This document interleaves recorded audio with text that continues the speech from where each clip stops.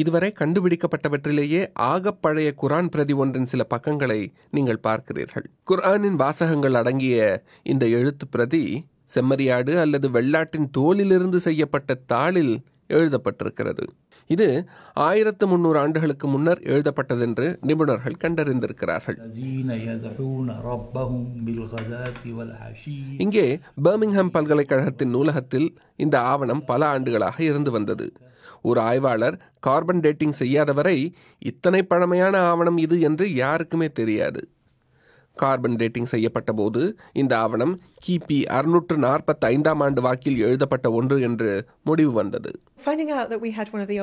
உலகத்தில் உள்ள குர்ஆனின் பிரதிகள் அனைத்திலுமே ஆகப்பழைய பிரதி ஒன்றின் சில பக்கங்கள் எங்களிடம் இருக்கிறது என்பது பல்கலைக்கழகத்துக்கும் சரி தனிப்பட்ட முறையிலும் சரி ஒரு அட்டகாசமான செய்திதான். இது இத்தனை பழையானது என்று யாரும் கற்பனை கூட செய்யவில்லை.